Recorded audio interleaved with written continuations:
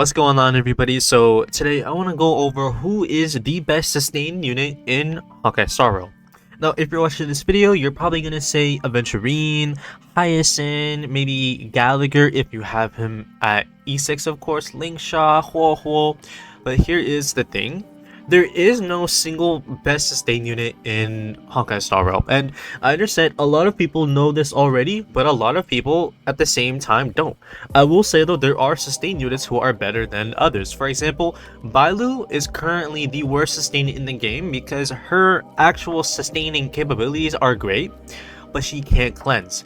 On the other hand, you have units like Lingsha who a lot of the time won't be able to heal as much as Bailu, despite coming out a lot later in Star Rail's lifespan than Bailu, but she actually can cleanse. So there's pros and cons to every sustained unit.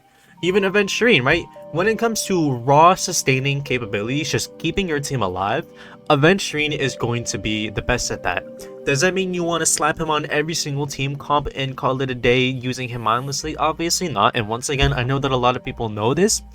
But at the same time, you have people saying that because of Aventurine, and of course, I don't look at Prideman that much, but people are taking a look at Prideman's tier lists, seeing that Hyacinth in terms of sustain is at tier 0 and Aventurine is at tier 0.5. And once again, they're throwing around the term power creep way too loosely. And I've already talked about power creep enough times, but Hyacinth did not power creep Aventurine at all. When it comes to, once again, when it comes to raw sustaining capabilities, Aventurine is going to be better by a landslide. He is still the best, just entirely, and I don't think he can be power crept. Aventurine getting power crept is going to happen a long time from now, if it can even happen, because of just how good he is. Maybe there will be enemies in the future that attack so frequently that somebody like Aventurine won't be able to keep up. Maybe then he'll fall off, but for now he shows no signs of falling off because he's just ridiculous. But Hyacinth is better in some team comps. For example, if you're going to run a Caster's team comp, you're going to want Hyacinth. But in a Caster's team comp, you're going to want any kind of healing sustain as opposed to Aventurine, especially with the brand new relic set that allows sustained units who can heal to give crit damage to your allies, along with them having a little bit more speed. So even Bailu would be better to run with Caster's than somebody like Aventurine. So at the end of the day, it all depends, of course, on which team comps you're using and also what the meta is looking like right now. We have a lot of bosses, a lot of enemies who will just steal away your HP, even if you have somebody like Aventurine. We have DPS units who want to be healed so that they can dish out more damage, like Caster's and soon to be Jingliu, along with more to come, of course. So there's not really a whole lot to say. If I had to say generally who the best sustains are, I would still say Aventurine's number 1. HP drain is not going to last forever in Honkai Star Rail. You're not always going to be running Hyacinth over Aventurine. There's going to be team comps and also endgame refreshes where Aventurine is going to be better. And a lot of people, a lot of people when it comes to Honkai Star Rail fail to look at the long term when it comes to not just pulls, but just in general, right? Just like plan ahead for the future.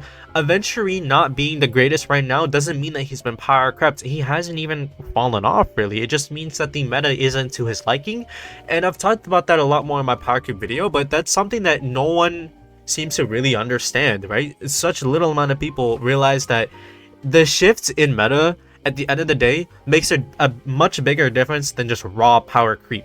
Because even though my Herda can hit 3 times stronger, she's 3 times more powerful than my Jingliu, and they're both a E0 S1, still I can clear in almost as many cycles with Jingliu as I can with the Herda, with similar or even damn near identical team comps, right? It's not just power creep. The shift in meta is a huge part of it, and that even goes for sustained units as well. So as of version 3.3, Hyacinth is more favorable with our current team comps in the endgame, but Aventurine is still ridiculous, right? I don't think he even deserves to be in tier 0.5. A lot of people just take Prideman at face value, right? They don't consider anything. Whatever Prideman says goes for a lot of people, and a lot of people don't want to be analytical themselves, which I don't know. I guess it's a lot of casual people looking at Prideman for their information. It's okay. Prideman, for the most part, is generally reliable. But long-term, Aventurine is going to be a better sustained unit than Hyacinth. And it doesn't really take a genius to notice that, right? They are still among the top sustained units, but at the end of the day, right? And I'll say this before I end off this video. whichever sustain you use doesn't even matter really. You can use an E6 Gallagher with a team with a DPS that doesn't even do HP drain. You can use Bailu, right? I still use Bailu from time to time just because the endgame, even as a free to play, is easy enough as long as you're strategic when it comes to your character builds, your team comps, team synergy, your playstyle, speed tuning, all of this kind of stuff, right? You don't need the top sustain units at all, really, right? If you have even just one E0 S0 link shot and you don't have any other 5-star sustain, that's all you're gonna need. If all you have is Luocha, that's all you're gonna need, right? Luocha, Gallagher, you're gonna be fine. There are gonna be some bosses that are gonna be tough without somebody like Aventurine or somebody like Hyacinth, but it doesn't matter at the end of the day, right? You're gonna want to go for more modern harmonies or supports or DPSs anyways over replacing your sustains. So that's about it for this video. There is sustained power creep, right? Natasha is difficult to get up and running. Bailu can't cleanse, and when the game first came out, those were the only two sustains, so it was really either or. But now that's changed, right? You can still use Luocha, right? Luocha is almost on par with Lingsha in most team comps. Lingsha only really shines in break team comps. But that's about it for this video. Aventurine has not been power crept. A lot of people understand this. I'm sure that most people understand this. But we gotta stop throwing around this, like the power creep, the P word, right? That word is being thrown around way too loosely, and I already made a video going over power creep and the situation more in depth. So I'd recommend checking out that video, right? If you want the truth behind power creep, because although it does exist in Honkai Star Rail, as with any gacha, it's exaggerated by the content creators and the people who play this game. But that's about it. I'll see you. Goodbye.